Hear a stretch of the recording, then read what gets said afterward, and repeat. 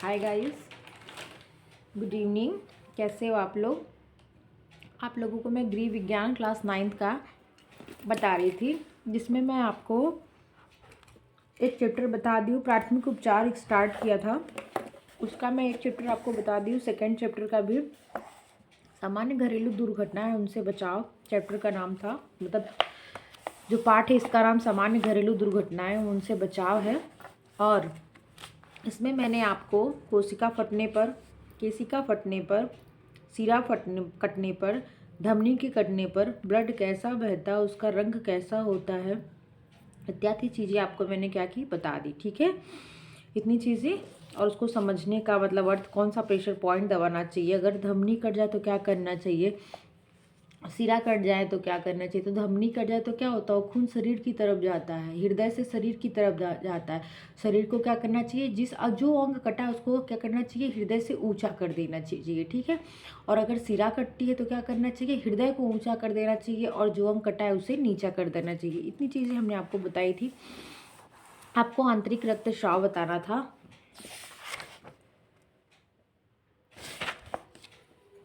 तो चलिए ज़्यादा बातें नहीं करते हैं, स्टार्ट करते हैं। आंतरिक रक्तस्राव।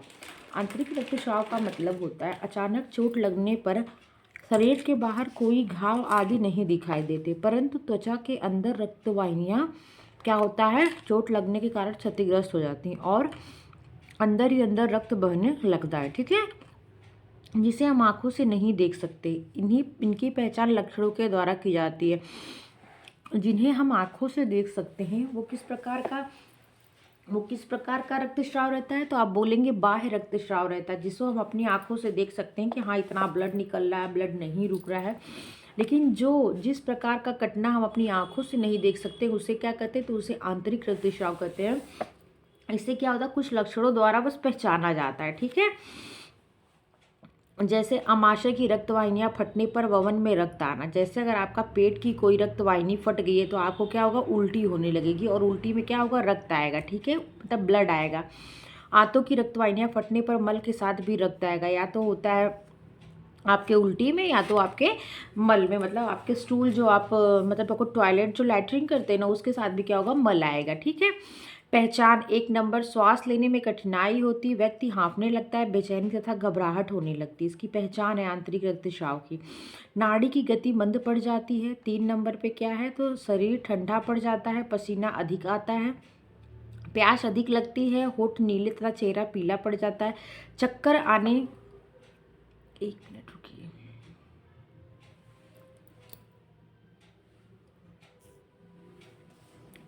दिख रहा है आप लोगों को। चक्कर क्या होता है, होठ नीले पड़ जाते हैं और चक्कर आने के बाद रोगी सने सने बेहोशी की दशा में हो जाता है। कमजोरी का, भाई ब्लड आता है, ब्लीडिंग होगी तो क्या होगा, आंतरिक रक्तस्राव हुआ, कहीं कुछ कटा है और ब्लीडिंग हो रही है, कैसे पता चल रहा है, तो या तो उल्टी के माध्यम से रक्त आ रहा है या तो आपके टॉयलेट में रक्त आ रहा है। ठीक है, तो उसके माध्यम से पता चलता है। तो इससे क्या, कमजोरी तो आएगी ना, मूर्छा आदमी होगा ही, उसको बेहोश चक्कर जैसा फील ही होगा। तो उपचार क्या है, नंबर 1, तुरंत डॉक्टरी सहायता प्राप्त करने की चेष्टा करनी चाहिए। घायल को हवादार स्थान में रखना चाहिए, उसके पास भीड़ भाड़ न लगने देना चाहिए। घायल को कसे वस्त्रों को तुरंत ढीला कर देना चाहिए। बर्फ चूसने को देना चाहिए। जैसे आपने कहा था ना, नक्सीर फूटती है तो क्या, बर्फ का थैला रखना चाहिए, बर्फ को चुसाना चाहिए। तो नक्सीर भी क्या है, आंतरिक ही रक्तस्राव, अंदर से ही हो रही है, हमें पता नहीं चल रहा किस वजह से हो रहा है, लेकिन वो ब्लड नाक के द्वारा बाहर निकल जा रहा है, बस यही वजह होती है। इसमें क्या होता है, पता नहीं चलता है, तो बर्फ चूसने को देना चाहिए। बर्फ का पानी पी सके तो पीने को देना चाहिए। गर्म पेय तथा नशीली वस्तु पीने को देनी चाहिए। मुंह पर छींटे मारकर हवादार स्थान पर लेटा देना चाहिए। मूर्छा दूर करने का प्रयास करना चाहिए। घायल को यदि सदमा पहुंचा हो तो दूर करने के उपाय करने चाहिए। रोगी को खाने पीने की वस्तु नहीं देनी चाहिए। यदि संभव हो तो रक्त किस स्थान से निकल रहा है इसका पता लगाकर उस स्थान पर बर्फ की थैली रखनी चाहिए। बर्फ क्या होगा, ठंडक से क्या होगा, ब्लड जम जाएगा। ठीक है। कटा हुआ घाव। अब घाव कैसे कैसे होते ये जान लीजिए। घाव के प्रकार हैं, इसमें दिया नहीं, घाव कई प्रकार के होते हैं। देखिए यहाँ पे लिखा घाव के प्रकार। घाव कितने प्रकार के होते हैं, कटा हुआ घाव नंबर 1, ऐसे लिखती हूँ ना, ऐसे समझ में ज़्यादा अच्छे से आएगा।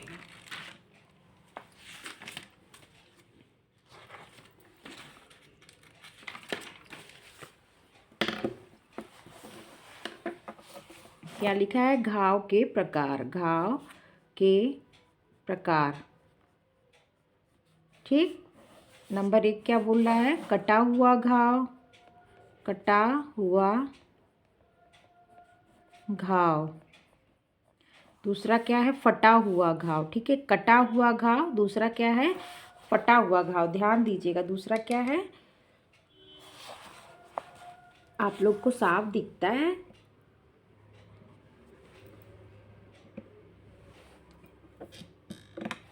कटा हुआ घाव। उसके बाद दूसरे नंबर पे क्या है? तो फटा हुआ घाव। ठीक है, फटा हुआ घाव। अब आपको ये जानना कि कटा हुआ घाव कैसा दिखता, फटा हुआ घाव कैसा दिखता, सारा भी चीज़ें क्लियर हो जाएंगी आपकी। तीसरा क्या है? कुचला हुआ घाव। क्या है तीसरे नंबर पे? कुचला हुआ घाव। क्या? कुचला हुआ घाव। ठीक है। नेक्स्ट नंबर क्या आता है? नेक्स्ट नंबर पे आता है गोली का घाव। मतलब गोली, जो गोली का मतलब समझ रहे हैं, जो बंदूक होती है उसकी गोली, छर्रों से जो लगता है, जो मतलब जहाँ लगी और वो फट गया, उसको कहते हैं गोली के घाव। ठीक है, 4 प्रकार हो गया। और बस इतना ही है। देखिए 4 प्रकार के घाव होते हैं, आप देख लीजिए घाव के प्रकार कितने हैं। तो नंबर 1 पे कटा हुआ घाव, नंबर 2 पे क्या है? फटा हुआ घाव। नंबर 1 पे क्या है? कटा हुआ घाव। नंबर 2 पे क्या है? फटा हुआ घाव। नंबर 3 पे कुचला हुआ घाव। और नंबर 4 पे क्या है?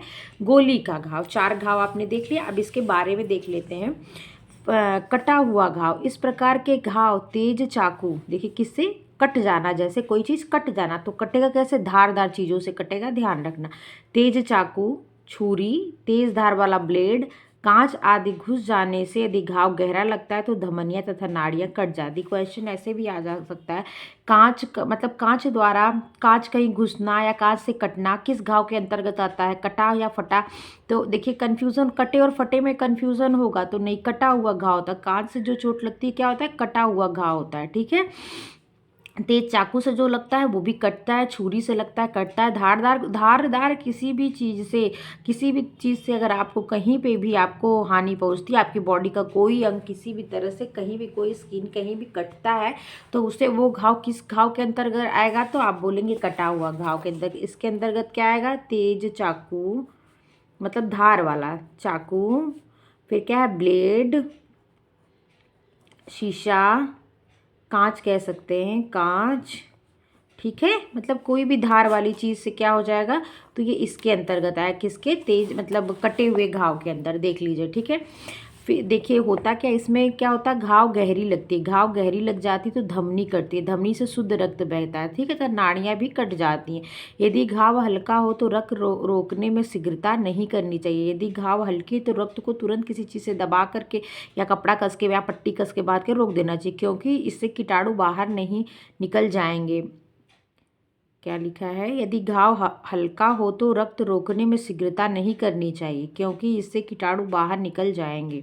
अच्छा, कहने का मतलब है कि यदि घाव हल्का है तो उसे क्या करना चाहिए? तुरंत रोकने का प्रयास नहीं करना चाहिए। तो उससे जो सेप्टिक हुआ होगा ना, उसको क्या होगा? वो क्या होगा? बाहर निकल जाएंगे। ठीक है, थोड़ा मतलब कहने का मतलब घाव हल्का है तो ब्लड को बह जाने देना चाहिए। बस इस प्रकार के घाव को टिंचर, आयोडीन, स्प्रिट, प्रतिरोधी, रुगाड़ू, एंटीसेप्टिक घोल आदि से साफ कर देना चाहिए। बस क्या है? घाव को साफ कर देना चाहिए। और इतना मतलब अगर हल्की घाव है तो शीघ्रता नहीं करना चाहिए ब्लड रुकने में। क्योंकि क्यों नहीं करना चाहिए? तो आप बोलेंगे इसलिए क्योंकि कीटाणु बाहर निकल जाएंगे। उस पर एंटीसेप्टिक, स्प्रिट, आयोडीन इत्यादि लगा देना चाहिए। घाव पर रुई रखकर पट्टी बांध देनी चाहिए। जिस समय घाव साफ किया जा रहा है उस समय इस बात का ध्यान रखना चाहिए कि आसपास की गंदगी तथा पानी घाव के अंदर न चला जाए। यदि रक्त अधिक निकल रहा है तो कसकर पट्टी बांध देनी चाहिए। यदि घाव अधिक बड़ा है तो शीघ्र ही डॉक्टर के पास जाकर उसे टाँके लगवाना चाहिए। कटे हुए घाव में देखिए टाँके लगता है। ठीक है, नंबर 2 आता है क्या? फटा हुआ घाव। फटा हुआ घाव अधिक भयंकर होता है। कटे हुए घाव से ज़्यादा भयंकर क्या होता है? फटा हुआ घाव होता है, ज़्यादा मतलब अधिक भयंकर होता है। इस घाव में किनारे कटे फटे एवं टेढ़े मेढ़े रहते हैं। जैसे आपको मैं बता देती हूँ, जैसे कहीं पे कटेगा तो ऐसा निशान होगा, कोई धारदार चीज़ इसको ऐसे काट देगी ना, लेकिन अगर फटेगा तो क्या हो, घाव ऐसे ऐसे ऐसे, मतलब जैसे ये आपकी स्किन है, ये आपकी स्किन है, अगर कटेगी तो सीधी एक लाइन से कट जाएगी, लेकिन कोई चीज़ जब फटेगी तो क्या होगा, ये कहाँ से कहीं भी, मतलब जो चीज़ इस पर, मतलब मान लो इसे गोली का छर्रा गया, इसमें गया तो वो जितना दूर नुकसान करेगा उतनी दूर स्किन क्या होगी, फट जाएगी। कोई एक, मतलब कोई एक ऐसे निशान नहीं बस बनेगा, वो क्या होगा, स्किन फट जाएगी। वो किसी भी आकार में फट सकती है, जैसे ऐसे भी फट सकती है ऐसे, लेकिन वो क्या होगा, ये अगल बगल क्या होगा, क्षति पहुंच जाता है। तो इसलिए क्या होता है, ये घाव क्या होता है, ज़्यादा भयंकर होता है। ठीक है, इस घाव के किनारे कटे फटे, देखिए वही चीज़ लिखा है कि कटे फटे टेढ़े मेढ़े होते हैं, क्योंकि इस प्रकार के घाव क्या होता है, इस प्रकार के, देखिए फटा हुआ घाव में दे रहा है, देखिए ये सब क्या आपकी, ये ऊतक है, टिश्यूज है, ये मत समझिए कोई ब्रीक ईटा नहीं है, ये आपकी टिश्यूज है जो क्या होता है ऐसे फट जाती है। जैसे देखिए घाव फट, देखिए घाव यहाँ लग रहा है, और देखिए ये देखिए आपकी टिश्यूज, जैसे देखो चोट यहाँ लगा तो अंदर गया ना, तो जो इसके नीचे एपिथेलियम टिश्यू है, फिर उसके नीचे कोई टिश्यू, फिर ऐसे, तो क्या होगा, चीज़ें क्या होती है, वो फट जाएगी, कई परत में जाके चीज़ें फट के खराब हो जाती है। इसलिए क्या है, ये भयंकर होता है, खराब होता है। क्या किससे लगती है, घाव जानवरों के सींग से, ध्यान दीजिए, किससे, जानवरों के सींग से। मैं सींग लिख रही हूँ, आप समझ जाना, सींग से, जैसे जानवरों के सींग से लगा हुआ। और क्या है, मशीन के कल पुर्जों, मशीन के कल पुर्जों से, मशीन से समझ जाना, मशीन से। उसके बाद क्या है, आदि से जो लगे होते हैं, वो क्या होता है, वो फटा घाव होता है। इनमें रक्त तो अधिक नहीं बहता, परंतु इन घावों में इन घाव के विषैले होने की अधिक मतलब संभावना रहती है। यह घाव जल्दी ही ठीक हो जाते, परंतु इनके भद्दे निशान पड़ जाते हैं। ठीक है, समझे आप, ये घाव जल्दी ठीक हो जाता है, लेकिन क्या होता है, इसके निशान, भद्दे से निशान पड़ जाते हैं। ठीक है, क्योंकि वो क्या होता है, वो क्षति ज़्यादा भयंकर होती है।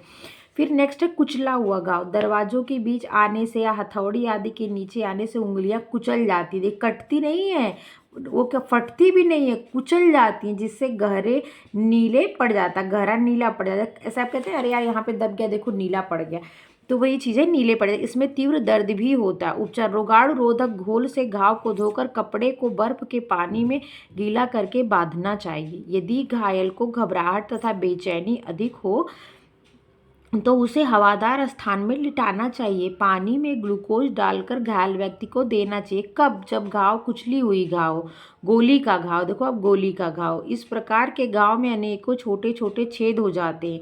ये प्राय नुकीली वस्तु, सुई, लकड़ी का फांस,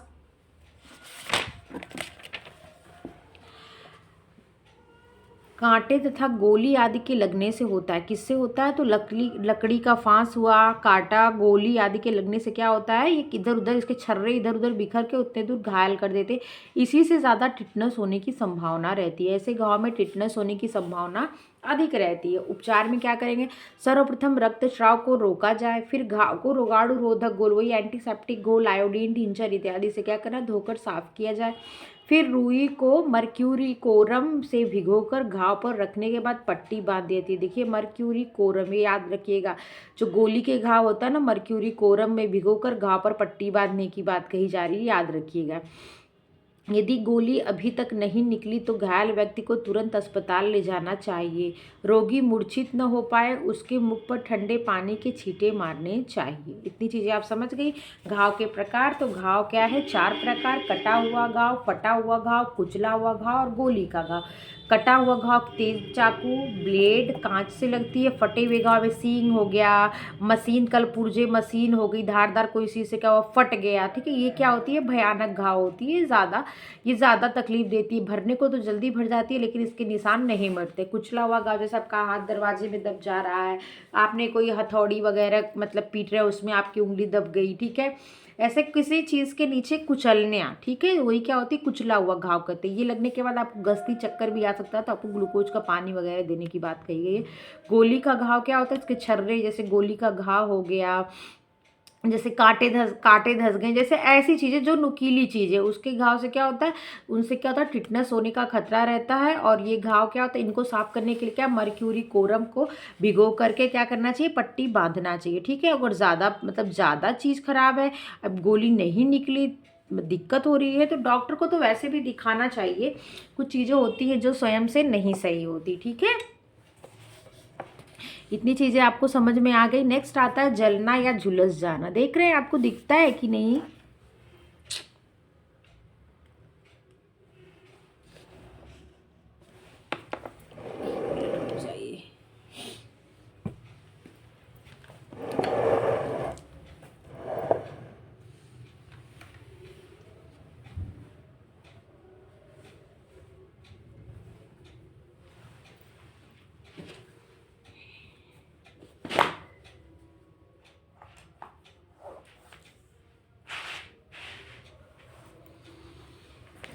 साफ दिख रहा है आप लोगों को? अगला पॉइंट है जलना। जलना या झुलस जाना, बर्न एंड स्क्रैच। जलना या झुलस जाना, ध्यान दीजिएगा। जलना शुष्क आग से होता है, वेरी इंपॉर्टेंट चीज़ है ये, अंतर आपको समझने के लिए वो चीज़ भी हम यहाँ पे लिख दे रहे हैं। जलना और क्या, झुलसना। ठीक, देखिए दो शब्द हमने यहाँ पे लिखा है, एक जलना, दूसरा क्या, झुलसना। तो जलने में क्या होता है, जलना शुष्क आग से होता है, जैसे आग, बिजली, गरम तवा आदि से। ये कैसे होता है, जलना कैसे होता है, तो जलना क्या होता है, शुष्क आग से इंसान जलता है, जो सूखी आग होती है, बस आग होती है। और झुलसना से क्या होता है, जो मेल्ट होता है ना, उसमें होता है। अभी दिखाते हैं आपको, मतलब अंतर दिखेगा अभी आपको। इससे त्वचा जलकर लाल एवं काली पड़ जाती है, कभी कभी मांस तक जल जाता है, मतलब स्किन, आपकी जो टिश्यूज होते हैं ना वो भी जल जाते हैं, कहने का मतलब ये है। झुलसना तरल पदार्थ होता है, जैसे उबला पानी, दूध, घी, इससे क्या होती है, आपकी स्किन झुलसती है, ठीक है। अथवा भाप की भभक आदि भी क्या होता है, झुलसने में आता है। ये चीज़ देखिए वेरी इंपॉर्टेंट है, जो भाप से जलना किसके अंतर्गत आता है, तो झुलसने के अंतर्गत आता है। देखिए जब आप शुष्क आग से जलते हैं तो उसे कहेंगे जलना, जैसे आग से जल गए, बिजली से जल गए, गरम तवा से जल गए, तो वो क्या हो गया, वो शुष्क जलना, मतलब वो जलना कहलाएगा। जब आप किसी तरल पदार्थ से जलते भी इंसान दोष है, स्वयं आग पे हाथ चला गया, तवे पे हाथ चला गया, ठीक है, या करंट लग गया, मतलब करंट लगना मतलब बिजली से जल जाना, तो उससे वो क्या होगा, वो जलना कहलाएगा। लेकिन अगर किसी तरल पदार्थ से आप जलते हैं तो उसे क्या कहेंगे, झुलसना कहते हैं। जैसे आपने पानी बॉयल कर रहा, पानी आपके गिर जाए, दाल बन रही है, गरम दाल आपके ऊपर गिर जाए, ठीक है, कोई भी चीज़ तेल से जल जाए, भाप की जो वो भाप नहीं, आप कभी कभी रोटी देखिए बनाते हैं, फुलाते हैं, तो वो रोटी फट जाती है तो हाथ क्या होता है, जैसे लगता है भाप से जल गया, हम कहते हैं ना भाप से जल गए, तो भाप से जो जलना होता है उसे क्या कहते हैं, झुलसना कहते हैं। जब यह पदार्थ अनायास त्वचा पर गिर जाते हैं तब त्वचा जलती नहीं अपितु झुलस जाती है, ठीक है। जलने के प्रकार, साधारणतः जलने के प्रकार 3 वर्गों में बांटा गया है। जलने को कितने वर्गों में बांटा गया है, तो कितने वर्गों में बांटा गया है, 3 वर्गों में बांटा गया है जलने को। पहले नंबर पे क्या है, पूर्णतया, मतलब त्वचा पूर्णतया नहीं नष्ट होती, केवल लाल हो जाती है, ठीक है, उसे क्या कहते हैं, झुलसना। फफोले पड़ जाना, और तीसरा क्या है, उस स्थान विशेष के स्नायु तंत्र तक नष्ट हो जाना जहाँ जहाँ हो, मतलब जहाँ जहाँ जले हो। 3 तरह से जलते हैं, कितने तरह से, एक झुलसते हैं, एक फफोले पड़ते हैं, तीसरा क्या होता है, जो आपके स्नायु तंतु है ना, जो आपको क्या कहते हैं, जैसे चीज़ें, वो स्नायु तंतु क्या होता है, नर्वस सिस्टम होते हैं ना, जो स्नायु तंत्र है, मतलब इस तरह से कोई चीज़ जल जाना कि वो स्नायु तंतु वहाँ पे मतलब कोई किसी भी प्रकार का आपको एहसास ना होना, वहाँ से कुछ, मतलब आपको क्या, जैसे अगर आप यहाँ पे कोई आपको दबाए तो आपको एहसास होता है ना, इसने मुझे पिंच किया, वो जब फीलिंग, मतलब उस तरह की कोई फीलिंग ना हो, तो वो भी एक प्रकार का जलना होता है, अगर जलने के द्वारा होता है। जलना 3 प्रकार के होता है। अधिक जल जाने से रोगी को सदमा हो जाता है, उसकी हृदय गति मंद पड़ जाती है, रक्त का प्रवाह कम हो जाता है, ठीक है। क्या होता है, अधिक अगर इंसान जल जाता है, जलना बहुत खतरनाक होता है, जलने पे क्या, इन्फेक्शन भी बहुत तेज लगता है। अगर इंसान अधिक ज़्यादा जल गया है, उसकी हृदय गति मंद पड़ जाती है, उसका जो ब्लड सर्कुलेशन है वो भी मंद पड़ जाता है, और क्या होता है, उसका बॉडी पीला जाता है, कभी कभी श्वेत भी हो जाता है। स्नायु तंतु जलने पर विषैले पदार्थ उत्पन्न होकर शरीर की आंतरिक क्रिया को प्रभावित करते हैं, और क्या होता है, इन्फेक्शन लगने का जलने में बहुत ज़्यादा खतरा होता है, ठीक है। तो अगर आपकी स्नायु तंतु जलते हैं तो क्या होता है, जो टॉक्सिन पैदा होने लगते हैं, विषैले पदार्थ बॉडी में बनने लगते हैं, और आपकी जो इंटरनल फंक्शन है ना उसको क्या करते हैं, प्रभावित करते हैं, उस पर इफेक्ट डालते हैं, ठीक है। फिर आपका उपचार क्या है जलने का, आपने इतना चीज़ समझ लिया। जलना होता है, एक झुलसना होता है। जलना क्या होता है, जब आप शुष्क आग से जलते हैं, शुष्क आग से जलते हैं, मतलब कहने का शुष्क आग से ही है, शुष्क आग से जलते हैं तो जलना होता है। जैसे किससे जल गए, जैसे आप क्या हुआ, आग से जल गए, आप बिजली से जल गए, ठीक है, आप बिजली से जल गए, आप जो है तवे से जल गए, मतलब डायरेक्ट जो लग जाता है वो जलना होता है। और वो भी कैसे, जो आग शुष्क है, मतलब सूखी हुई है। झुलसना का मतलब क्या, गीला है, पानी क्या होता है, तरल है, ठीक है, तेल क्या है, तरल है, दाल क्या है, तरल है। तो ये सब भाप क्या है, भाप तरल नहीं है, भाप तो क्या है मतलब गैस है। लेकिन क्या है, जब आपके हाथ पे गई तो क्या होगा, उसमें उष्मा होती है ना, तो वो क्या होता है, वो आपके क्या हुआ, जिस अंग पे पड़ा उस अंग को भभक मतलब जल जाता है। ये भी देखो झुलसने के अंतर्गत आता है। इतनी चीजें आप समझ गए। जलना 3 प्रकार से होता है। जलना कितने प्रकार से होता है, तो 3 प्रकार से होता है। एक क्या होता है, झुलसता है। जलने का ये टाइप है, झुलसना, सही भी बात है, झुलसना होता है। एक क्या होता है, फफोले पड़ना होता है। और एक क्या होता है, आपका जो स्नायु है ना, स्नायु स्नायु तंत्र ही काम करना बंद कर देता है। ठीक है, इतनी चीजें आपको मतलब ज्ञात हो गई। नेक्स्ट आता है इसका ट्रीटमेंट क्या करेंगे जलने का। तो जल जाने अथवा झुलस जाने पर निम्नलिखित उपचार करने चाहिए। नंबर 1, उन स्थानों पर जहां रोगी जल गया हो अथवा झुलस गया हो, भूल कर भी पानी नहीं डालना चाहिए। पानी कभी भी नहीं डालना चाहिए जलने स्थान पे। क्या होता है, उससे फफोले भी पड़ जाते हैं, इन्फेक्शन ज़्यादा होने का खतरा रहता है। फफोले को फोड़ना नहीं चाहिए। नंबर 3 है, कपड़ा यदि चिपक गया हो तो प्रथम नारियल के तेल के द्वारा तरल करके आहिस्ता से छुड़ाना चाहिए, जिससे त्वचा अधिक न छिल जाए। अगर कपड़ा स्किन पे कहीं चिपक गया हो तो नारियल का तेल को क्या करना चाहिए, पहले तरल मतलब नारियल का तेल, अगर मौसम के अकॉर्डिंग, अगर गर्मी का मौसम है तो भाई नारियल का तेल जमा नहीं रहेगा। लेकिन अगर ठंड है तो क्या हो, तेल जमा रहेगा। तो उसको कहने का मतलब उन्होंने कहा कि तरल करके, वही मतलब अगर ठंडी है तो जमा है तो उसको नहीं लगाएंगे, पहले उसको क्या करेंगे, तरल कर देंगे, मतलब उसको पिघला लेंगे। उसके बाद आहिस्ता आहिस्ता आराम से लगाएंगे, स्किन छूटे नहीं, बस कपड़ा हट जाए। बरनाल का तुरंत उपयोग करेंगे, ये वेरी इंपॉर्टेंट है। जलने के लिए बरनाल का उपयोग किया जाता है, इस चीज़ को ध्यान रखिएगा। 5 नंबर, गाढ़ी चाय ठंडी करके उसमें कपड़ा भिगोकर घायल अंग पर लगाना चाहिए, भी वेरी इंपॉर्टेंट है। जो अंग जल गया हो क्या करना, चाय को ठंडी करके उसमें कपड़ा भिगोकर उस अंग पर लगाना चाहिए। जो अंग जला हो क्या लगाना चाहिए, चाय बनाकर ठंडी करके। इससे रोगी को ठंडक मिलेगी। क्यों लगाया जाता है, रोगी को ठंडक मिलेगी। 6 नंबर पे क्या है, कच्चे आलू को तुरंत कुचलकर जले स्थान पर लगा देना चाहिए। ठीक है, नारियल का तेल व चूने का पानी सर्वोत्तम होता है, ये वेरी इंपॉर्टेंट है कि जलने पे क्या सबसे अच्छा होता है, तो नारियल का तेल और चूने का पानी सबसे सर्वोत्तम माना जाता है जलने के लिए। इसका गाढ़ा सा पदार्थ बनाकर घायल स्थान पर रखना चाहिए, इससे आराम भी पहुंचेगा तथा ठंडक भी मिलेगी। नेक्स्ट 8 नंबर है, घबराहट व बेचैनी को दूर करने हेतु ग्लूकोज व ब्रांडी दी जाती है। देखिए ब्रांडी भी है इसमें, ये भी है, आपने पढ़ा था ना, रम ब्रांडी इत्यादि जो पेय पदार्थ, अल्कोहलिक पेय पदार्थ में था ना कि ब्रांडी, तो देखिए ब्रांडी भी दी जानी चाहिए। नंबर 9 आता है, मूर्छित हो जाने पर अमोनिया सुखाकर होश में लाना चाहिए।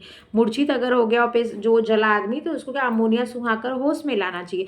10 नंबर है, भोजन नली जली हो तो ठंडा पेय पदार्थ लाभकारी होता। अगर भोजन नली जल गई हो तो उसको गर्म पेय पदार्थ नहीं, ठंडा पेय पदार्थ देंगे। ठीक है, भोजन नली क्या होती है, जो आपकी ऑसोफेगस की बात कर रहा है। रोगी को बर्फ चूसने को दी जानी चाहिए। 11 नंबर क्या है, अमोनिया, अमोनिया का घोल घायल अंग पर डालिए, इससे ठंडक मिलेगी, जलन कम होगा। अमोनिया को सुखाने से मूर्छा भी दूर होगी, अमोनिया को अंग पे लगाने से ठंडक भी मिलेगी। और किससे ठंडक मिलेगी, तो चाय को बना के ठंडा करके उस पर कपड़े में मतलब कपड़ा उस पर डुबोकर उस अंग पे लगाने से भी ठंडक मिलती है, आराम मिलता है। कपड़ा चिपक गया है तो क्या करेंगे, नारियल के तेल को तरल बना के वो उस कपड़े को छुड़ाने में काम लेते हैं। और चूने का पानी, नारियल का तेल सर्वोत्तम माना जाता है किस चीज के लिए, तो जलन के लिए। ठीक है, अगर कोई अंग जल गया हो उसके लिए। अमोनिया का मतलब रोगी के बिस्तर पर गर्म पानी की बोतलें भी रख देनी चाहिए। देखिए गर्म पानी की बोतलें, वाटर बॉटल होता है ना, जले हुए स्थान पर खाने के सोडे के घोल से ड्रेसिंग करना चाहिए। जो स्थान जला है, अगर ड्रेसिंग का मतलब क्या होता है, सफाई, मतलब आज जला, आज तो आपने जो ट्रीटमेंट कर दिया, फिर 1-2 दिन जब ड्रेसिंग करने का काम किससे करेंगे, तो खाने वाले सोडे से भी ड्रेसिंग कर सकते हैं। और ये सब आप प्राथमिक उपचार पढ़ रहे हैं, इसलिए ये सब चीज़ें बताई गई हैं। 1 भाग अलसी के तेल तथा 1 भाग चूने का पानी मिलाकर स्वच्छ कपड़े के फाये द्वारा जले हुए भाग पर लगाना चाहिए। अलसी के तेल और चूने का पानी को मिलाकर भी उस जले हुए स्थान पर लगाना चाहिए। आपने क्या क्या देखा, जले हुए स्थान पर क्या क्या लगाने की प्राथमिक उपचार में क्या क्या बातें कही हैं, क्या क्या उपयोग बताए गए। तो सबसे पहले आप बोलेंगे कि सबसे पहले नंबर पे इसमें कहा गया था कि आप बरनाल का प्रयोग करो। ठीक है, ज़्यादा जला है तो पहले तो डॉक्टर के यहाँ जाओ। बरनाल का प्रयोग करने बोला, फिर और किसका प्रयोग करने बोला, नारियल के तेल का प्रयोग करने बोला। ठीक है, नारियल का तेल। ठीक है, फिर तीसरे नंबर पे क्या आता है, कच्चा आलू। ये सब किस पे उपयोग किया जा रहा है, अब मैं इसलिए लिस्ट बना दे रही हूँ कि आपको याद रहेगा। कच्चा आलू जलने के लिए। ठीक है, कच्चा आलू। नंबर 4 पे क्या है, तो नंबर 4 पे है चूने का पानी, चूने का पानी। और किसका प्रयोग किया जा रहा था, चाय का प्रयोग किया जा रहा था उस चोट को कपड़े से मतलब कह सकते कपड़े से उसको सेकाई करने के लिए, ठीक है। चाय ठंडी करके, चाय ठंडी, ठीक है। फिर उसके बाद नेक्स्ट नंबर क्या आ रहा था, तो आप बोलेंगे अमोनिया का प्रयोग कर रहे थे सुखाने के लिए, होश में लाने के लिए, और अमोनिया का प्रयोग क्या कर रहे थे, घाव पर, उस अंग पर लगाने के लिए भी। दो जगह अमोनिया का प्रयोग हो रहा था। 7 नंबर पे बेहोश होने पे ग्लूकोज और ब्रांडी का प्रयोग किया जा रहा था। उसके बाद जो है घाव को ड्रेसिंग के लिए खाने के सोडा का प्रयोग किया जा रहा था, खाने के सोडा का प्रयोग किया जा रहा था, ठीक है। आपने और क्या 8वें नंबर पे क्या था, अलसी के तेल को चूने के पानी के साथ मिलाकर, अलसी के तेल को चूने के पानी के साथ मिलाकर भी उस पे क्या क्या घाव को मतलब भाप कपड़े में वो करके इस पे यूज़ किया, चूने के पानी के साथ मिलाकर चोट पे क्या करना है, चोट पे फाये देना है। वही कपड़े को उस पे क्या करना है, कपड़े से इन दोनों को मिलाकर कपड़े से उसमें लेके कपड़े मतलब उसमें डुबो करके उस चोट पे फाये देने की बात कही जा रही। इतनी चीज़ें आपने जानी ना। अब इसमें देख लो, बरनाल क्या करेंगे, उसको जहाँ पे लगाए जल गया वहाँ पे लगाएंगे। नारियल का तेल भी क्या करेंगे, लगाएंगे। क्यों लगाएंगे, कपड़ा अगर चिपक गया हो तो, क्या हो गया हो, कपड़ा चिपक गया हो तो उसे आराम आराम से हटाने के लिए। कच्चा आलू उस जलन पे लगाएंगे, जलन में क्या होता है, आराम मिलता है, ठंडा मिलता है। चूने का पानी भी क्या करता है, आराम देता है, ठंडक देता है। चाय ठंडी भी क्या करती है, आराम देती है, ठंडक देती है। अमोनिया का 2 उपयोग था, मूर्छा हटाने के लिए एक उपयोग किया जा रहा था और एक उस पर लगाने के लिए, उसको ठंडक मिलने के लिए, ठीक है, ठंडक के लिए प्रयोग किया था। खाने का सोडा का क्यों प्रयोग किया था, तो ड्रेसिंग करने के लिए प्रयोग किया जा रहा था। अलसी का तेल और चूने का पानी का प्रयोग करके क्या किया जा रहा था, तो फायर दिया जा रहा था, ठीक है। इतनी चीज़ें आप जान गए। यहाँ से आपका पूरा देखिए जलन मतलब जलने से क्या होता है, तो इतनी चीज़ों का उपयोग किया था, आप यहाँ से देख लिए और आपको समझ आ गया होगा, ठीक है। नेक्स्ट आता है वस्त्रों में आग लग जाने पर ध्यान देने योग्य बातें। कभी कभी खाना बनाते समय स्टोव या चूल्हे से शरीर के वस्त्रों में आग लग जाती है और तुरंत घायल घबराहट में भागने लगता है। जब भागता है तो शरीर वायु के संपर्क में आती है। फिर क्या होता है, संपर्क में आती है, आग अधिक बढ़ जाती है, क्योंकि क्या होगा, जब ऑक्सीजन के संपर्क में आएगी तो आग बढ़ेगी ना, क्योंकि ऑक्सीजन क्या है, ज्वलनशील गैस है। हमारे देखिए ऑक्सीजन को मतलब बैलेंस में रखने का काम कौन सी गैस करती है, तो नाइट्रोजन करती है, जो 78% है। अगर यही नाइट्रोजन जो अक्रिय गैस है, अगर ये नहीं होती, वायुमंडल में ये गैस नहीं होती, तो हर चीज़ जलते ही रहती, क्योंकि ऑक्सीजन क्या है, सबसे अधिक तीव्र ज्वलनशील गैस है, ठीक है। तो वही चीज़ बताया जा रहा है कि तब आग और तेज बढ़ जाएगी और जलन लगेगी, क्योंकि हम जानते हैं कि वायु में विभिन्न उपस्थित ऑक्सीजन वस्तुओं के जलाने में सहायक होती। वही चीज़ है क्या, ज्वलनशील, और इसको कम करने में क्या, नाइट्रोजन गैस का मतलब नाइट्रोजन गैस इसका काम करती है, ठीक है। अतः वस्त्रों में आग लग जाने पर घायल को जमीन पर लेटाना चाहिए, उसे कंबल, दरी या अन्य मोटे वस्त्र से ढकना चाहिए। उसको मतलब क्या करा, तुरंत अगर आपके पास कंबल या कोई मोटा कपड़ा, तुरंत उसमें उसको क्या करना चाहिए, ढक देना चाहिए। आग को हाथों से बुझाना चाहिए, पानी नहीं डालना चाहिए। देखिए जले हुए स्थान पर कभी भी क्या करना चाहिए, पानी नहीं डालना चाहिए। देखिए उसके बाद उसका उपचार दिया है, चिकित्सक को बुलाना चाहिए। नंबर 2, जल का प्रयोग नहीं करना चाहिए, अन्यथा स्थिति गंभीर हो जाने का भय है, ठीक है। 3 नंबर देखिए, रोगी के वस्त्र तथा जूते सुगमता से न उतर सके तो उन्हें कैंची की सहायता से काटकर उतारना चाहिए। 4 नंबर, ये जला हुआ है, ठीक है, इसलिए इसको काटने की जरूरत पड़ रही है। रोगी को मोटे वस्त्र में लपेट कर लिटा देना चाहिए तथा पीने को गर्म दूध या चाय देनी चाहिए। 5 नंबर पे आता है, फफोलों को फोड़ना नहीं चाहिए। आपको पता है ना, फोड़ना नहीं चाहिए, जो फफोले पड़ गए वो इन्फेक्शन बढ़ा देते हैं, अन्यथा निशान पड़ जाएंगे, त्वचा शीघ्र से ठीक नहीं होगी। खाने के सोडे से जले भाग की ड्रेसिंग करनी चाहिए, मैंने आगे आपको बता दिया। बरनाल लगाना चाहिए, ये भी हम बता दिए, ठीक है। अब आता है तेजाब या एसिड से जलने पे क्या करना चाहिए, या तेजाब या एसिड से अगर जल गए हो तब उसके लिए क्या करना चाहिए। अगर क्षार से जलेंगे तो आपको अम्ल लगाना पड़ेगा, अम्ल से जलेंगे तो क्षार लगाना पड़ेगा। क्यों, क्योंकि वो क्या करता है, न्यूट्रल कर देते हैं, ठीक है। समझ में आई बात आपको, वो क्या करते हैं, न्यूट्रल कर देते हैं। तो लिखा है तेजाब या एसिड से जलना, गंधक, नमक तथा सोरे का तेजाब बहुत तेज होता है। गंधक, नमक तथा सोरे का तेजाब, नमक का भी तेजाब होता है। गंधक, नमक तथा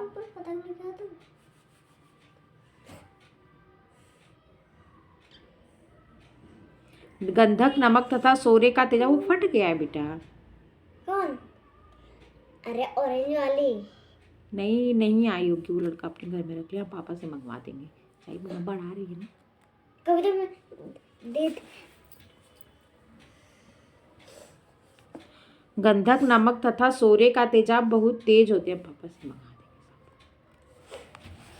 तेज होते हैं। गंधक, नमक तथा सोरे का तेजाब बहुत तेज होता है, इस चीज़ को याद रखिएगा। कौन सा तेजाब देता है? तो गंधक का तेजाब, नमक का और सोरे का तेजाब बहुत तेज होता है। ये जिस स्थान पर गिरते हैं उस स्थान को तुरंत ही जला देते हैं, ठीक है।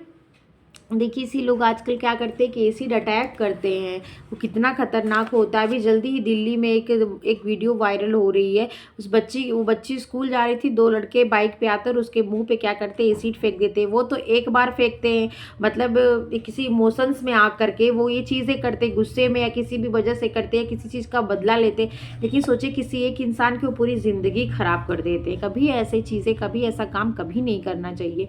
तो वही एसिड बहुत तेज होता है, जिस स्थान पे गिरता है उस उसको क्या पिघला देता है पूरी स्किन। आपने देखा होगा एक लक्ष्मी जो है वो उसको अक्सर दिखाते हैं, देखिए पूरी स्किन क्या होती है, पिघल के जैसे गिरने लगती है, पिघल के स्किन मेल्ट हो जाती है। उस स्थान को तुरंत ही जला देते हैं। उपचार, यदि शरीर के किसी भाग पर तेजाब गिर जाए तो उस भाग को तुरंत अमोनिया या खाने के सोडे के घोल से धोना चाहिए। किससे धोना चाहिए? तो अमोनिया से या खाने के सोडे से। किससे? अमोनिया से या खाने के सोडे से उस घोल से क्या करना चाहिए, वो जहाँ पे जला हो उस चीज़ को धुलना चाहिए, ठीक है। शरीर के जिस हिस्से पर तेजाब गिर गया हो उस हिस्से पर तुरंत दूध डालें। दूध तब तक डालें कि जब तक दूध फटना बंद न हो जाए। वेरी इंपॉर्टेंट चीज़ है, ध्यान दीजिएगा। मतलब वही एक बताने का एक तरीका है कि दूध आप डाल रहे हैं, जब तक दूध फट रहा है मतलब कि भी अंश है, और जब दूध फटना बंद हो जाएगा मतलब क्या है कि वो अंश खत्म हो गया है तेजाब का, एसिड का, ठीक है। पानी में अम्ल है ना, अम्ल से दूध फटता है। आपको मैंने दूध में आपने पढ़ा था ना, दूध को फाड़ने के लिए कि साइट्रिक अम्ल का उपयोग कर रहे थे, नींबू का उपयोग कर रहे थे, आपने देखा था ना, रेनिन का उपयोग कर रहे थे दूध को फाड़ने के लिए। तो वही चीज़ है, तो वही काम देखिए यहाँ पे हो रहा है। दूध अगर उस घाव, वो जहाँ पे जला है जो हिस्सा, उस पर डालेंगे तो दूध फटते जाएगा, और दूध तब तक डालें जब तक कि दूध फटना बंद न हो जाए। किस जगह पे? तेजाब से जले हुए स्थान पे। किस तेजाब से? या तो गंधक का तेजाब हो, या नमक का तेजाब हो, या सोरे का तेजाब हो, ठीक है। पानी से कभी भी नहीं धोना चाहिए, इस चीज को याद रखिएगा। अब नेक्स्ट है कि छाछ से जलना। आपने यहाँ पे एसिड अम्ल से जलना देखे हैं, और तेजाब से या अम्ल से जलने पे ये काम करते हैं। क्या करते हैं? अमोनिया और खाने के सोडे के घोल से पहले घोल को धुलते हैं, तेजाब जहाँ गिरा हो, और वहाँ पे क्या करते हैं, दूध भी डालते हैं। क्यों? दूध जब तक फटना न बंद हो तब तक डालते हैं। पानी से कभी नहीं धुलना चाहिए। नेक्स्ट आता है क्षार से जलना। चूना, कास्टिक, पोटास काफ़ी तेज क्षार होता है। चूना, ठीक है, कास्टिक या पोटास, चूना, कास्टिक या पोटास काफ़ी तेज क्षार होता है, इस चीज़ को याद रखिएगा। चूना, कास्टिक और पोटास क्या होता है? काफ़ी तेज क्षार होता है। और गंधक, नमक तथा सोरे का तेजाब क्या होता है? ये एसिड होता है। उपचार, जले हुए भाग पर सिरके या नींबू के रस में पानी मिलाकर लगाने से क्षार का प्रभाव कम हो जाता है। ये क्षार है, और इस पर जब नींबू का रस लगाए तो ये अम्ल है, तो क्या क्या उसको उदासीन कर दिया, न्यूट्रल कर दिया, ठीक है।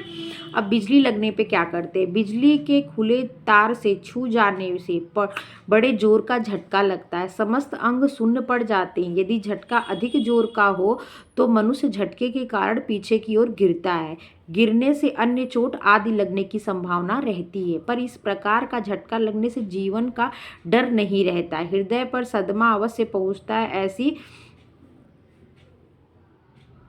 ऐसी घटनाएं बिजली के हल्के झटकों से होती है। बिजली की धारा 2 तरह की होती है, एसी और डीसी। आप जानते हैं डीसी बिजली उत्तम होती है, इस बिजली के तार आदि छूने से जलने और मरने की संभावना नहीं रहती, क्योंकि वह छूने वाले झटकों से दूर हटा देती। क्या करती है? झटकों से दूर हटाती। डीसी करंट क्या होता है? आपको दूर हटाता है, ठीक है। पर एसी बिजली में ऐसा नहीं होता, और छूने वाले को अपनी ओर अधिकाधिक खींचती है। जो ये देखिए करंट कितनी तरह की, बिजली जो उसमें धारा होती है वो कितने तरह की? 2, एक एसी और डीसी। जो डीसी होता है वो क्या करता है? वो आपको झटका देके ना दूर हटाता है, आपको करंट लगता है तो आपको दूर हटाता है। लेकिन जो एसी करंट होता है वो आपको चिपका लेता है, अपनी तरफ क्या करता है? खींचता। वही होता है ना, किसी को बिजली लगी है, अगर आप उसको हटा रहते हैं तो क्या होता है? अगर नंगे पाँव हैं और किसी मतलब अगर आप अपने दिमाग का यूज़ करके नहीं उसको छुड़ाने गए, जैसे जैसे आपने कोई मतलब कैसा लकड़ी की कोई चीज़ से, डंडा इत्यादि से उसको हटाने का काम नहीं करेंगे, खुद आप उसको पकड़े तो आप भी चिपक जाएंगे। क्यों? क्योंकि वो खींचती है अपनी तरफ। कौन सा करंट? एसी करंट, ठीक है। अरे डीसी करंट, डीसी करंट क्या होता है? वो अपनी तरफ एसी बिजली में ऐसा नहीं होता, वो छूने वाले को अपनी ओर अधिक खींचती है। एसी करंट क्या होता है? खींचती है। डीसी करंट क्या होता है? दूर हटा देती है। एसी करंट क्या करती है? खींचती है अपनी तरफ, ठीक है, और उसके समस्त शरीर में प्रविष्ट हो जाती है। तो अंग तार के संपर्क में आ जाता है और क्या होता है? जल जाता है। यदि मनुष्य को बिजली के प्रभाव से तुरंत न हटाया जाए तो बिजली की गर्मी में उसका समस्त रक्त जल जाता है और तत्काल ही मृत्यु आती है। किस बिजली से? एसी बिजली से, ठीक है। डीसी बिजली आपको झटक देगी दूर। एसी बिजली से प्रभावित मनुष्य को बचाने में बहुत कठिनाई यह होती है कि मनुष्य का समस्त शरीर बिजली की धारा से प्रवाहित रहता है और उसे छूने वाले को भी बिजली अपनी ओर खींच लेती है। इस प्रकार बचाने की चेष्टा करने वाले बचाने के स्थान पर स्वयं ही, शायद आपको दिख नहीं रहा होगा, स्वयं ही संकट में पड़ जाते हैं। अतः बिजली के संपर्क में आए मनुष्य को बचाने की चेष्टा करने वाले को अत्यंत सावधान और सतर्क रहने की आवश्यकता रहती है। रबड़ से बनी वस्तुएं, सूखी लकड़ी, सूखी घास, सूखा कांच तथा सूखा कपड़ा ऐसी वस्तुएं हैं, ध्यान रखिएगा। रबड़ से बनी वस्तुएं, जैसे मैं कहा ना, कोई चीज़ पहन के आप निकालने जाओ, जैसे लकड़ी के डंडे से, या लकड़ी का, अगर लकड़ी का कोई चीज़ है, आपके पास रबड़ की ग्लव्स है, ठीक है, इन सब चीज़ों से क्या होता है? वो करंट नहीं प्रवाहित होता है। जैसे रबड़ से बनी वस्तुएं, सूखी लकड़ी, सूखी घास, सूखा कांच, सूखा कपड़ा ऐसी वस्तुएं हैं जिन पर बिजली का कोई प्रभाव नहीं पड़ता। इनके द्वारा यदि मनुष्य ऐसी बिजली के तार छू ले तो उस पर बिजली की धारा का कोई प्रभाव नहीं पड़ता। जो देखिए बनाते हैं करंट वरंट, कहीं भी तार वार ये होगा तो जो आते हैं इलेक्ट्रिक मैन, जो बनाने आते हैं, वो देखते हैं पैर में एक स्पेशल कुछ अलग तरीके का जूता पहने रहते हैं, कुछ हाथ में ग्लव्स लगाए रहते हैं, तो वो चीज़ें वही कहने का मतलब है। इसके विपरीत यदि लोहा, पीतल, ये धातुएं, इसमें क्या होती है? ऊर्जा का ये क्या है? ये सुचालक है, इसीलिए कुचालक और सुचालक वाला यहाँ फार्मूला लगता है। रबड़ की बनी वस्तु में ऊर्जा की क्या है? कुचालक है। लकड़ी क्या है? कुचालक है। तो इसमें विद्युत क्या होगी? प्रवाहित नहीं होगी, मतलब अंदर नहीं जाएगी, तो वो इफेक्ट नहीं डालेगी। ये सब क्या है? कुचालक है।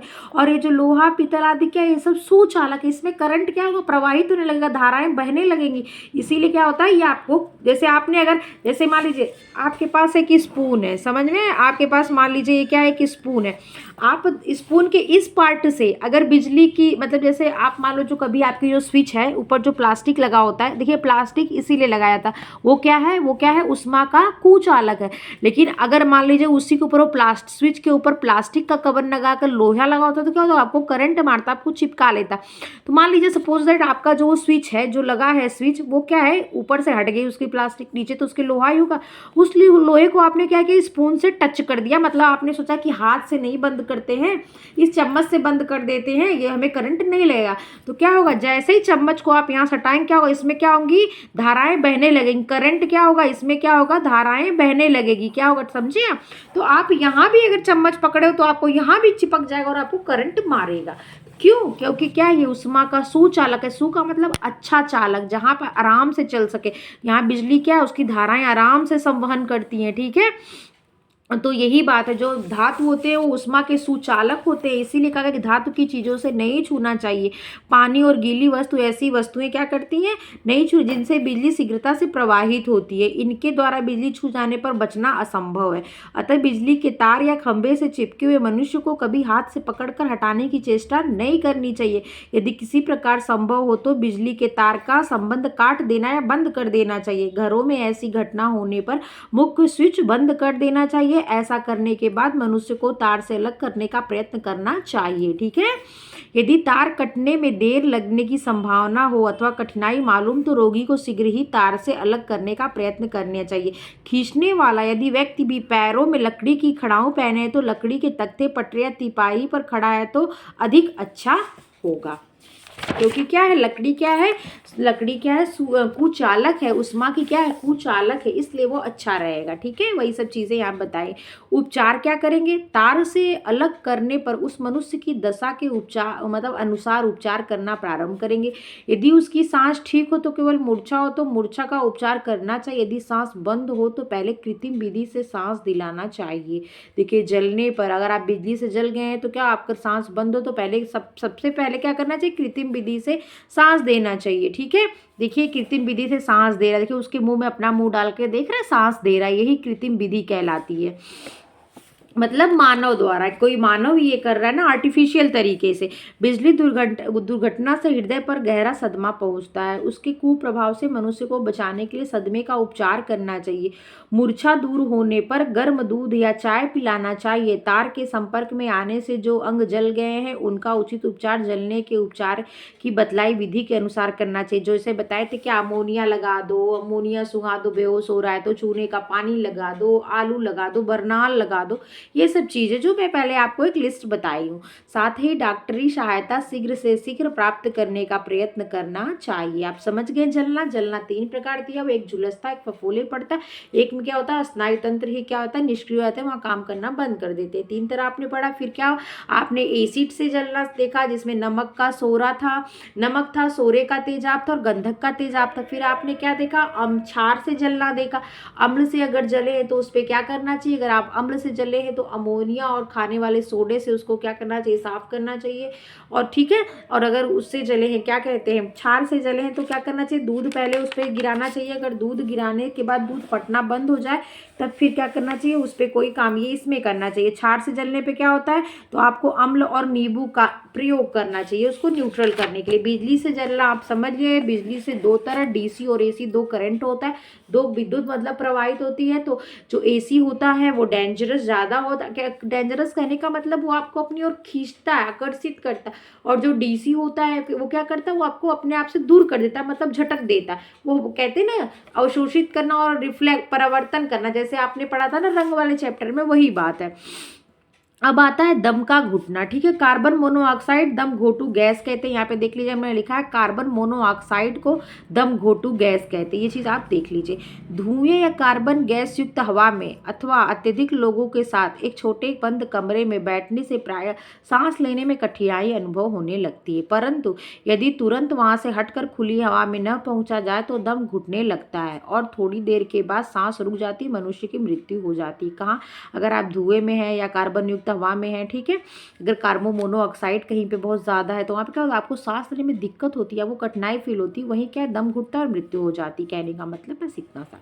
यदि रोगी कार्बन गैस या धुएं से भरे कमरे में होता है तो प्रथम चिकित्सक को उसे वहाँ से बाहर निकालने में कठिनाई होती है। प्रथम चिकित्सक को चाहिए कि पहले 5-7 बार खूब गहरी सांस ले, मतलब वहाँ से निकाल के लेके तब अपनी नाक, अच्छा मतलब चिकित्सक को करना चाहिए, मतलब पहले गहरी सांस लेके अंदर जाना चाहिए कि वहाँ उसे सांस न लेना पड़े और वहाँ से उस पेशेंट को निकाल ले। तब अपनी नाक और मुंह पर एक गीली पट्टी बांधकर उस स्थान में प्रवेश करे। गीली पट्टी बांधने से गैस अंदर प्रवेश नहीं कर पाती। यदि वह ऐसा न करे तो वह उस गैस के नाक या मुंह पर द्वारा शरीर में पहुंचने पर स्वयं रोगी हो जाएगा। रोगी के पास पहुंचते ही तुरंत उसे उठाकर बहुत जल्दी से बाहर ले आना चाहिए। बाहर आने पर रोगी को आराम की अवस्था में लिटाकर कृत्रिम विधि से सांस देना चाहिए। देखिए यही है कृत्रिम विधि से सांस देने का तरीका, उसके मुंह खोल के अपने मुंह से हवा देना। ठीक है, गले में कोई वस्तु अटक जाने से भी सांस लेने में बाधा होता है। बच्चे अक्सर देखते हैं गोली मुँह में डाल लेते हैं, सिक्का डाल लेते हैं, ऐसे करते हैं, उससे भी सांस लेने में कठिनाई, क्योंकि आपकी सांस नली क्या होती है, ब्लॉक हो जाती है, दम घुटने लगता है। बच्चे प्राय देखिए लिखा भी है पैसा आदि गले में फंसा लेते हैं। बड़े लोग भी मांस आदि यदि बहुत जल्दी जल्दी खाते हैं तो हड्डी के टुकड़ों को गले में फंस जाने की घटना है, तभी कहते हैं क्या वो गले की हड्डी बन गए। ठीक है, क्योंकि वो हड्डी क्या हुई, फंस गई है जाके, ना उसे निगल पा रहे हैं ना उसे उगल पा रहे हैं और सांस लेने में कठिनाई हो रही है और मृत्यु हो जाएगी। कहने का बस यही मतलब होता है इस मुहावरे का। ऐसी अवस्था में प्रथम चिकित्सक को चाहिए कि तुरंत गले में उंगली डालकर फंसी हुई वस्तु को निकालने की चेष्टा करे। यदि इस प्रकार फंसी हुई वस्तु न निकले तो बालक के पैर पकड़कर उसे सिर की बल लटकाकर पीठ पर दोनों कंधों के बीच में जोर जोर से थपथपाना चाहिए। बड़े आदमी को इस प्रकार लटकाना कठिन होता, अतः उसका सिर भली प्रकार नीचे की ओर झुकाकर पीठ थपथपाना चाहिए।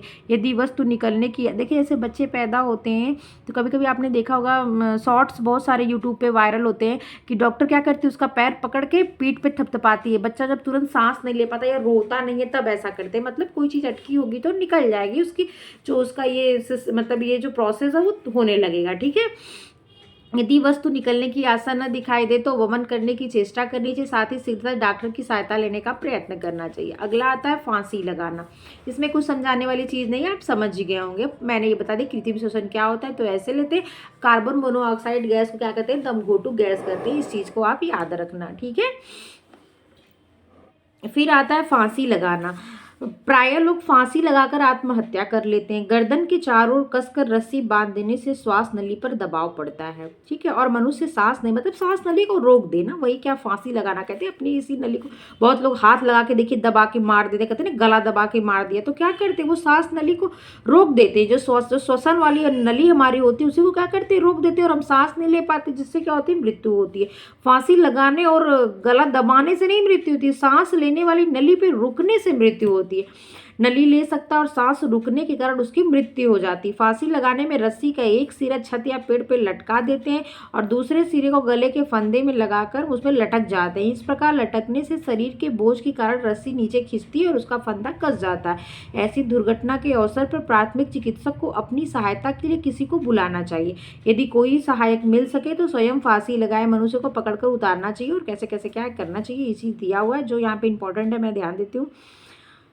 ऐसा करने पे रस्सी पर खिंचाव कम होगा। फांसी लगाए मनुष्य को पकड़कर कुछ ऊपर उठाना चाहिए। अच्छा, उससे क्या होगा, दबाव कम होगा, तो वो गला दबेगा नहीं, तो उसकी सांस रुकेगी नहीं, और क्या होगा, वो मरेगा नहीं।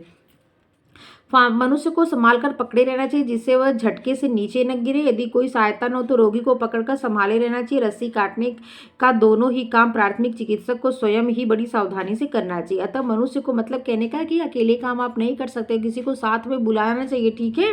अब मनुष्य को सावधानी से सीधा लटाकर उसे गले की रस्सी खोल देनी चाहिए। उसके वक्षस्थल और गर्दन के कपड़े ढीले करके तुरंत कृत्रिम विधि से सांस दिलवाना चाहिए। कृत्रिम विधि जो आपको भी यही दिखाए थे। साथ ही डॉक्टर को बुलाने की भी भेजना चाहिए। नेक्स्ट नंबर आता है डूबने पे क्या करना चाहिए। पानी में डूबने की घटनाएं बहुत होती है। कुछ लोग तो जानबूझकर आत्महत्या करने के विचार से डूबते हैं, तो कुछ घटना चक्र में फंस कर डूबते हैं। डूबता हुआ मनुष्य बचने की भरसक चेष्टा करता है। इस प्रयत्न से वह कई बार पानी में डूबता उतरता है। फलस्वरूप पानी नाक तथा मुंह में घुसकर शरीर के भीतर भर जाता है। पानी के कारण सांस रुक जाती है। कभी कभी सदमे और भय के कारण मनुष्य की हृदय गति पानी में गिरते ही बंद हो जाती है, ठीक है। तो क्या करना चाहिए, पानी में डूबे हुए मनुष्य पहले क्या करना चाहिए, पेट में ऐसे देखिए उसको पेट के बल देखिए लिटा दिए। पेट के बल लिटा के पेट पे क्या दबाना चाहिए, जो पानी अंदर का बाहर निकल जाए। यदि मुंह में बालू या कीचड़ भर जाने से कोई रुकावट हुई जान पड़े तो मुंह की सफाई करनी चाहिए। उल्टा करने से पेट पर दबाव बढ़ता और पानी निकलने की सहायता मिलती है। जब यथासंभव पानी निकल चुके तो उसके गीले वस्त्र उतार कर उसे कंबल में लपेट कर गर्मी पहुंचाने की चेष्टा करनी चाहिए। गर्म पानी की बोतल भी उसे गर्मी पहुंचाने के लिए प्राप्त करने। गर्म पानी की बोतल आपको हम दिखा दे रहे हैं, देखिए यही होता है वाटर बोतल, ऐसा दिखता है, यही गर्म पानी की बोतल कह रहे हैं। आपको दिख रही है गर्म पानी की बोतल, देखिए यही है गर्म पानी की बोतल, ठीक है।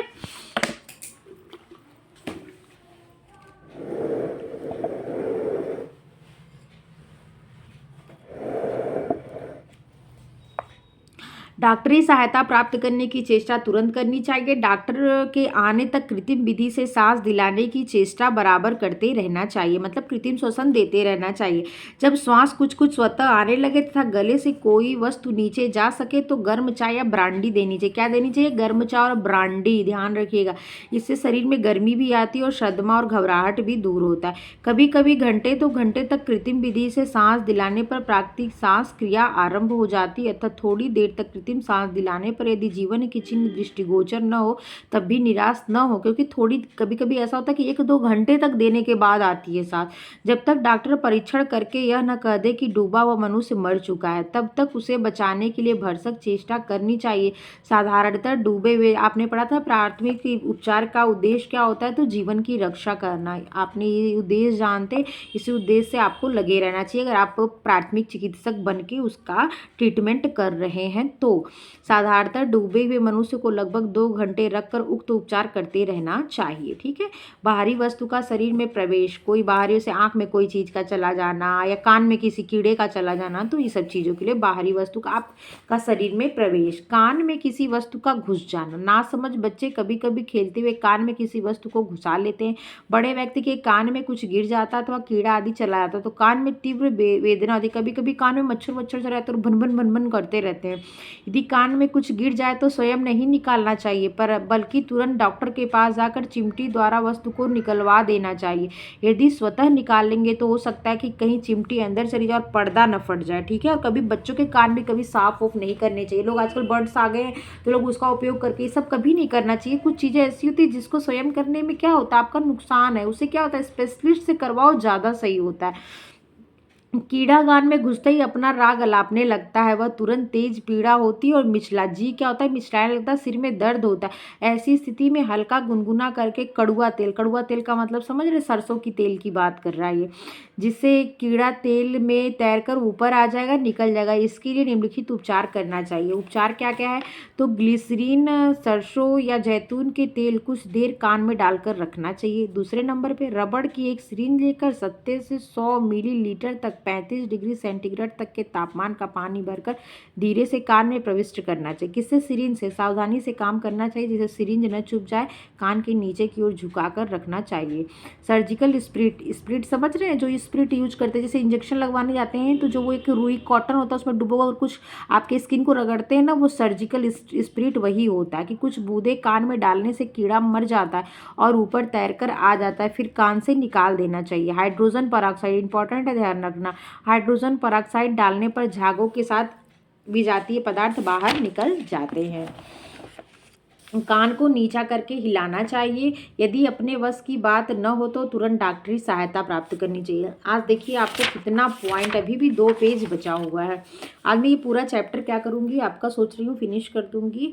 फिनिश तो नहीं कर सकती, 51 मिनट की वीडियो हो गई, कल भी चलेगा, चलिए कोई बात नहीं है। उपचार, जिस आँख में कुछ गिरा है, अब आँख का देख लीजिए। आँख में किसी वस्तु का गिरना, रेलगाड़ी की खिड़की के सहारे बैठने पर प्रायः कोयले की धूल आँख में गिर जाती। कोई बाइक चला रहा है, देखिए आँख में कीड़े आ जाते हैं, नहीं अगर गॉगल या चश्मा वगैरह न लगा हुआ है, हेलमेट न लगाया तो कीड़े भी आँख में पड़ जाते हैं कभी कभी। कभी कोई मतलब बालू टाइप का किरकिरा सा कुछ पड़ा, कभी ये जो आपकी आईब्रोज होती है ना, ये जो पलकें होती हैं, ये भी क्या होती है, कभी कभी जो आईलिड्स है, ये क्या होती है आपकी आंखों में टूट कर इनके बाल चले जाते हैं, तो भी बहुत दिक्कत होती है।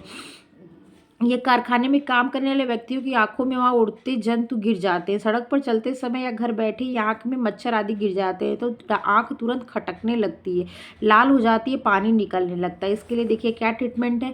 जिस आंख में कुछ गिरा हो उसको नहीं, वरना दूसरी आंख को मलना चाहिए कि उस आंख से क्या हो, आंसू निकले। उसको नहीं मलना चाहिए जिसमें कुछ गिरा, दूसरी आंख को मलना चाहिए। क्यों, क्योंकि आंसू आने लगेगा तो उससे वो निकल जाएगी चीज़ें। यदि नाक को जोर से साफ किया जाए तब कभी कभी उसके सहारे आंख में गिरा कण आंसुओं के साथ निकल आता है। आंख धोने के गिलास में ताज़ा जल लेकर उसमें आंख को बार बार खोलना और बंद करना चाहिए। सादे पानी के स्थान पर बोरिक एसिड का घोल, देखिए वेरी इंपॉर्टेंट है ये चीज़, बोरिक एसिड का प्रयोग देखिए आंख के लिए करते हैं। बोरिक एसिड का घोल प्रयोग किया जाता है और आंख को बोरिक एसिड से साफ भी करते, एक पाउडर टाइप का आता है। यदि आंख में पड़ी वस्तु दिख रही हो तो स्वच्छ या मुलायम वस्त्र से क्या करना चाहिए, निकाल देना चाहिए। आंख में रेंडी से अरंडी का तेल भी कहते हैं, रेंडी लिखा है, अरंडी का तेल भी कहते हैं। अरंडी या जैतून के तेल की 2 बूंद डालने से मतलब आंसू आने लगता है, अश्रुओं के साथ वस्तु बाहर निकल जाता है। ग्लिसरीन भी आंख में डालने पे ना आंसू बहुत आता है। उपयुक्त उपचार के उपरांत भी आंख से वस्तु न निकले तो डॉक्टर के पास जाना चाहिए। यदि पदार्थ ऊपरी पलक के नीचे हो तो ऊपर की पलक को धीरे धीरे उठाकर निचली पलक के ऊपर रख दो। यदि पदार्थ निचली पलक के नीचे है तो मतलब कहने का मतलब आंख की 2 पलकें होती है ना, अगर आपको ये लगे कि इस पलक पे है तो ये आंख का ये पलक उठा के इस पे रख दो, अगर आप लगे इस पलक पे तो इसको उठा के इस पे रख दो, तो क्या होता है, वो लगता है वो जो पलकों पे ये जो बाल होते हैं ना, वो रोम जो होते हैं वो उस चीज़ को अपनी तरफ खींच लेते हैं, इसलिए भी। यहाँ तक बस आज। कल देखिए नाक में फंसी वस्तु, सांप काटी हुई, ये इंपॉर्टेंट है। पागल बर्रे काटी हुई, पागल कुत्ता काटा हुआ, मुँह चाना, मूर्छा आना, मिर्गी, सदमा, देखिए बहुत सारी चीज़ें जिसके लिए क्या प्राथमिक उपचार किया था। लू लगना, बिच्छू काटना, इतना चीज़ें बची है जो फिर मैं कल इसको आपको बताऊंगी। यही चैप्टर कुछ ज़्यादा लॉन्ग है, ये प्राथमिक उपचार के जितने चैप्टर ये क्या है लॉन्ग है, इसीलिए मैंने इसको पहले शुरू किया था, ठीक है। एक बार आपको सारी चीज़ें मैं समराइज़ कर देती हूँ, आपको क्या होगा जाएगा, चीज़ें भूलेंगी नहीं।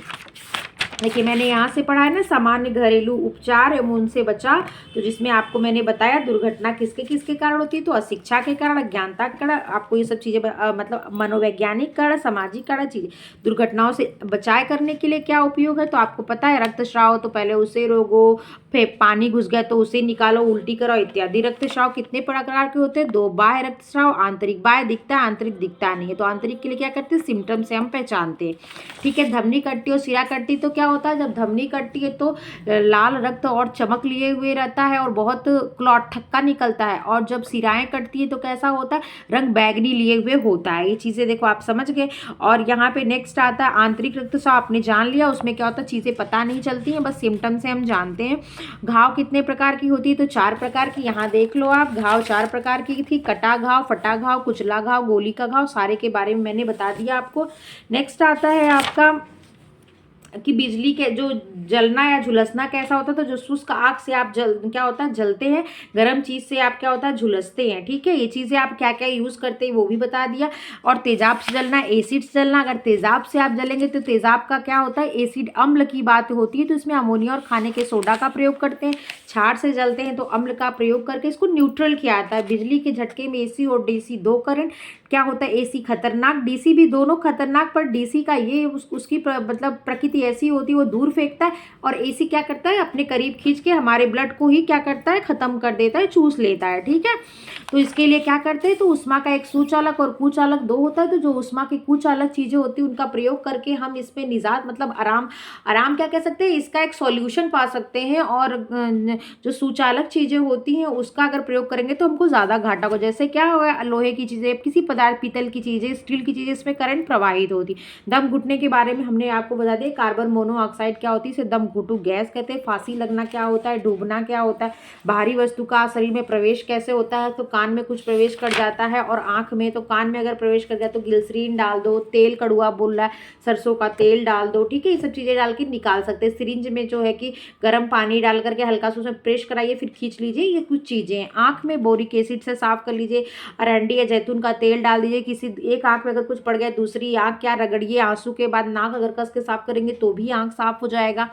अगर पलकों पे कुछ है तो एक पलक को दूसरी पे सटा दीजिए, नीचे है तो ऊपर, ऊपर है तो नीचे। कुछ चीज़ें मैंने आपको यहाँ तक समराइज कर दी, बता दी, कुछ पॉइंट है कल बताऊंगी। और जो ये वीडियो ऐसे बहुत लंबी हो जाएगी तो क्वेश्चन के लिए एक अलग से प्लेलिस्ट डालूंगी, जिसमें 9th के क्वेश्चन, 10th के क्वेश्चन, 11th के क्वेश्चन, 12th के क्वेश्चन रहेंगे। बस क्वेश्चन आंसर, ऑब्जेक्टिव और 1 लाइनर सारे रहेंगे। तो आप उस प्लेलिस्ट को खोल के इनके क्वेश्चन देख लीजिएगा, मैं धीरे धीरे डालूंगी।